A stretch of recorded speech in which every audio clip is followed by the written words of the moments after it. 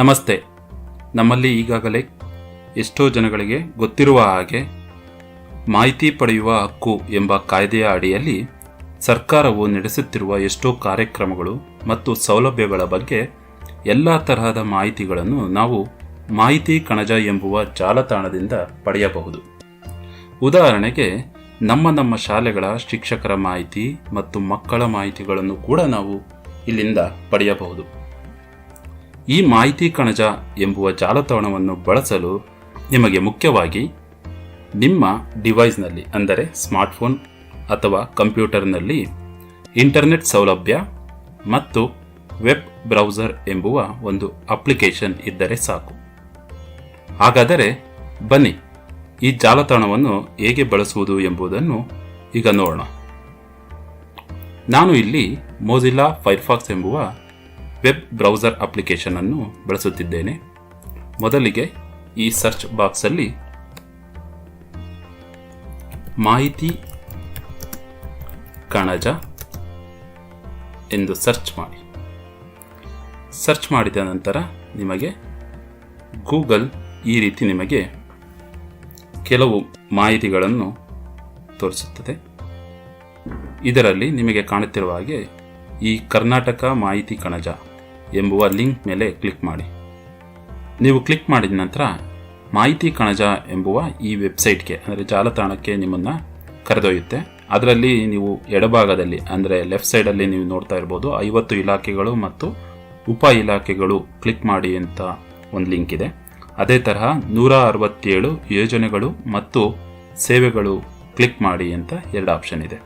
So ನಾನು ಇಲಾಖೆಗಳ ಮೂಲಕ ಅಥವಾ ಇಲಾಖೆ ಹಂತದಲ್ಲಿ ನನಗೆ ಮಾಹಿತಿ ಬೇಕು ಅಂದರೆ ನಾನು ಇಲ್ಲಿ ಕ್ಲಿಕ್ ಮಾಡ್ತೇನೆ. ಅದೇ ರೀತಿ ನಾನು ಯೋಜನೆಗಳು ಅಥವಾ ಸೇವೆಗಳು ರೀತಿಯ ಮಾಹಿತಿಗಳು ಬೇಕು ಅಂದರೆ ನಾನು ಇಲ್ಲಿ ಕ್ಲಿಕ್ ಮಾಡಿ ಇಲ್ಲಿಂದ ಮಾಹಿತಿನ ತೆಗೆದುಕೊಳ್ಬೋದು. ಉದಾಹರಣೆಗೆ ನಾನು ಯಾವುದೇ ಒಂದು ಶಾಲೆಯ ಹಂತದ ಮಾಹಿತಿಯನ್ನು ನೋಡಬೇಕು ಅಂದರೆ ಇಲ್ಲಿ ನಿಮಗೆ ಆಗಲೇ ಕಾಣ್ತಾ ಇರ್ಬೋದು ಶಾಲೆಯಿಂದ ವಿದ್ಯಾರ್ಥಿಗಳ ದಾಖಲಾತಿ. ಇಲ್ಲಿಂದ ನಾನು ಶಾಲೆ ಹಂತದಲ್ಲಿ ವಿದ್ಯಾರ್ಥಿಗಳ ಮಾಹಿತಿಗಳನ್ನ ತೆಗೆದುಕೊಳ್ಬಹುದು, ಎಷ್ಟು ಜನ ಮಕ್ಕಳು ದಾಖಲಾತಿ ಆಗಿದೆ ಅಂತ. ಅದೇ ರೀತಿ ಶಿಕ್ಷಕರ ಪಟ್ಟಿ ಕೂಡ. ಉದಾಹರಣೆಗೆ ನಾನು ವಿದ್ಯಾರ್ಥಿಗಳ ದಾಖಲಾತಿಯನ್ನು ಓಪನ್ ಮಾಡ್ತಿದ್ದೇನೆ.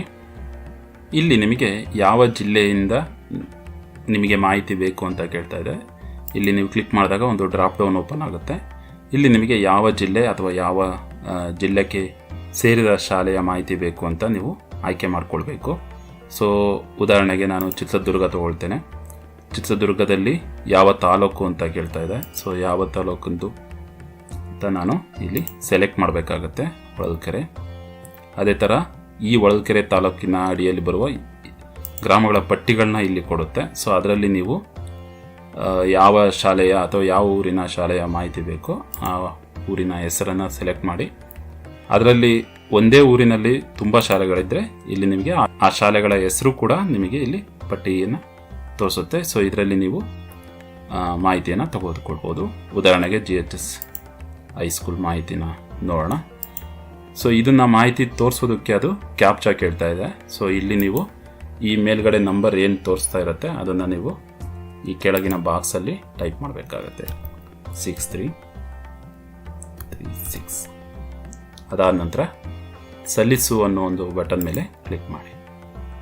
ಸೊ ಉದಾಹರಣೆಗೆ ಇಲ್ಲಿ ನೋಡ್ಬೋದು ನೀವೀಗ. ಸೊ ಈ GHS ಗುಂಡೇರಿ ಶಾಲೆಯ ಮಾಹಿತಿ ನಿಮಗಿಲ್ಲಿ ಲಭ್ಯವಾಗ್ತಿದೆ. ಉದಾಹರಣೆಗೆ ಎಷ್ಟು ST ವಿದ್ಯಾರ್ಥಿಗಳಿದ್ದಾರೆ, ಎಷ್ಟು SC ವಿದ್ಯಾರ್ಥಿಗಳಿದ್ದಾರೆ, OBC ವಿದ್ಯಾರ್ಥಿಗಳ ಸಂಖ್ಯೆ, ಒಟ್ಟು ಶಾಲೆಗಳಲ್ಲಿರುವ ವಿದ್ಯಾರ್ಥಿಗಳ ಸಂಖ್ಯೆ, ತರಗತಿ 10, ತರಗತಿ 8, ತರಗತಿ. ಸೊ ಈ ರೀತಿ ನೀವು ಮಾಹಿತಿಗಳನ್ನು ಈ ಮಾಹಿತಿ ಕಣಜ ಅನ್ನೋ ಒಂದು ಜಾಲತಾಣದಿಂದ ತುಂಬ ಸುಲಭವಾಗಿ ನೀವು ಪಡೆದುಕೊಳ್ಬೋದು. ಕೆಲವೊಮ್ಮೆ ಈ ಮಾಹಿತಿಗಳು ತುಂಬ ಹಳೆ ಮಾಹಿತಿ ಆಗಿರುತ್ತೆ. ಇಲಾಖೆ ಯಾವುದೇ ಇನ್ಫಾರ್ಮೇಷನ್ ಅಪ್ಡೇಟ್ ಮಾಡಿಲ್ಲ ಅಂದಾಗ ಅದು ಹಳೆ ಮಾಹಿತಿಯನ್ನು ತೋರಿಸುತ್ತೆ. ಸೊ ಒಟ್ಟಾರೆ ಈ ರೀತಿಯಾಗಿ ನೀವು ಮಾಹಿತಿ ಕಣಜ ಅನ್ನೋ ಒಂದು ಜಾಲತಾಣವನ್ನು ಬಳಸಿಕೊಂಡು ನೀವು ಯಾವುದೇ ತರಹದ ಅಥವಾ ಯಾವುದೇ ಇಲಾಖೆಯ ಮಾಹಿತಿಗಳನ್ನು ನೀವು ಇಲ್ಲಿಂದ ಪಡೆದುಕೊಳ್ಬೋದು. Thank you.